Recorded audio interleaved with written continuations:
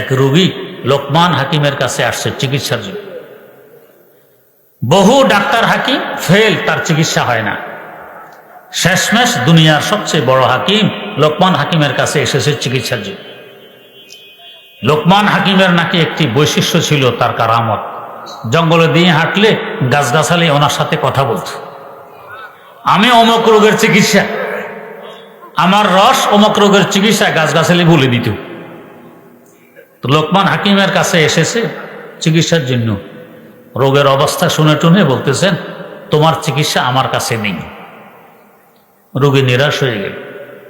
দুনিয়ার সবচেয়ে বড় হাকিমের কাছে আসলাম, তার কাছেও আমার চিকিৎসা নেই, তার কে দিবে চিকিৎসা? আমার মওত সন্নিকট। মানুষকে আর কত কষ্ট দিব, দরকার নেই, কবরস্থানে চলে যায় আগে ভাগে। কবরস্থানে গিয়ে মওতের অপেক্ষা করে, বাড়িতে আর আসে না। এর মধ্যে একদিন প্রচন্ড বৃষ্টি, বহু পুরানো কবরস্থান, মাথার বাটি একটা, ঠুলি একটা উপরে পড়ে রয়েছে। এটার মধ্যে বৃষ্টির পানি কিছু জমছে। লোকটা দেখতেছে এই অবস্থা একটি বিশাল বড় বিষাক্ত সাপ এসে ওইখানে মুখ দিয়েছে। সে মনে মনে ভাবে, নিশ্চয় পানির মধ্যে বিষ ছাড়ছে, সাপে মুখ দিছে। তো মওতের অপেক্ষা আর কতদিন, পানি এগুলো পান করে ফেলি, এখানেই মরিস।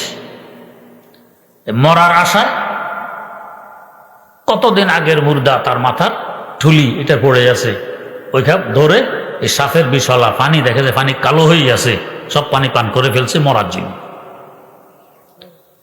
মরার আশায় পানি পান করে দেখে তার রোগ আস্তে আস্তে ভালো হয়ে গেছে। উল্টা, মানচো না খা হাম খোদা খা হাচ্চনি।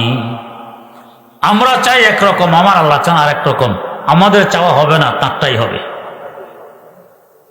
মরার জন্য পান করে এখন জিন্দা, রোগ নেই, একদম সুস্থ। লোকটা আবার গেছে লোকমান হাকিমের কাছে। হাকিম সাহেব, আপনি বলেছেন আমার চিকিৎসা নেই, আমি তো এখন সুস্থ হয়ে গেছি, আমার চিকিৎসা হয়ে গেছে। লোকমান হাকিম বললেন, তোমার চিকিৎসা নেই তো বলিনি। কি বলছেন? বলেছি আমার কাছে তোমার চিকিৎসা নেই। চিকিৎসা নেই বলেনি, আমার কাছে তোমার চিকিৎসা নেই এটা বলেছি। তো কেন বললেন? কয়, দেখো, তোমার চিকিৎসা হবে এত বছর আগের পুরানো মুর্দার মাথার ঠুলিতে যদি এই পরিমাণ বৃষ্টির পানি জমে, আর এখানে এত বছর বয়সের অমুক সাপ এই পরিমাণ বিষ যদি ছাড়ে, আর ওই পানি যদি তুমি পান করো, তাহলে তোমার চিকিৎসা হবে। কিন্তু এত বছর আগের মুর্দার মাথার খুলি আমি কোথায় পাবো? ওই পরিমাণ বৃষ্টির পানি খুলিতে জমবে, এটা আমি কিভাবে করব? বৃষ্টি তো আমার হাতে না, আমার আল্লাহর হাতে। অত বছর বয়সের সাপ আমি কোত্থেকে আনবো? আবার এই পরিমাণ বিষ ওই পানিতে ছাড়তে হবে, আমি কিভাবে ছাড়বো সাপে না ছাড়লে? তো চিকিৎসা আছে, কিন্তু আমার কাছে নাই, তাই বলছি তোমার চিকিৎসা আমার কাছে নেই। সে বলল, হুজুর আমি তো তাই করছি। কবরস্থানে গিয়ে অপেক্ষায় ছিলাম, মওতের অপেক্ষা। সেখানে মাথার একটা বাটি পড়ে আছে, এর মধ্যে বৃষ্টি হলো, বৃষ্টির পানি জমলো, দেখলাম সাপ একটা এসে মুখ দিল। আমি মরার জন্য দেখি সে পানি কালো হয়ে আছে সাপের বিষে, এটা পান করেছি। আল্লাহ পাক এর বিনিময়ে আমাকে সুস্থ করে দিয়েছেন। আমার আল্লাহর কত নিদর্শন! আল্লাহ।